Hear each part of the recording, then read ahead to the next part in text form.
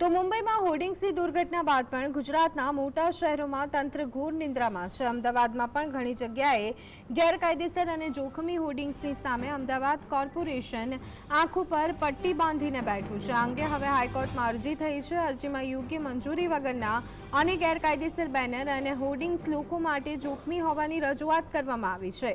તો સાથે ઠેર ઠેર અનેક જગ્યાએ પરવાનગીથી વિપરીત બેનર અને હોર્ડિંગ્સ લાગેલા છે, જે ચોમાસામાં ભારે પવનના કારણે જોખમી સાબિત થઈ શકે છે।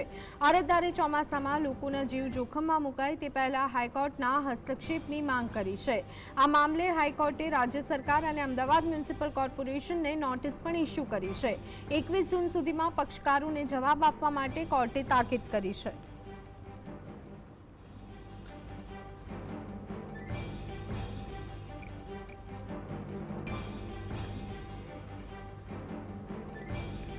તો લોકો માટે જોખમી બેનર અને હોર્ડિંગ્સ કરવાની રજૂઆત કરવામાં આવી છે। ભારે પવન આવે ત્યારે આ હોર્ડિંગ્સ તૂટી પડવાની જે શક્યતાઓ છે તે નકારી શકાય તેમ નથી। ત્યારે 21 જૂનના રોજ હાઈકોર્ટમાં સુનાવણી હાથ ધરવામાં આવશે।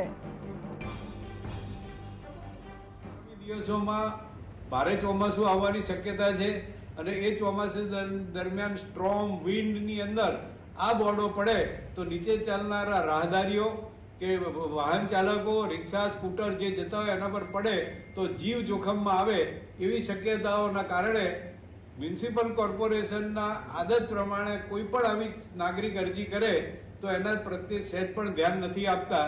અને હું મ્યુનિસિપલ કોર્પોરેટર 1976 થી 94 સુધી રહ્યો છું। તંત્રની મને પૂરેપૂરી જાણકારી છે અને આની અંદર અનેક કૌભાંડો થયેલા છે અને કોર્પોરેશનને સહેજ પણ દરકાર આવા માટે નાગરિકોની નથી પડી।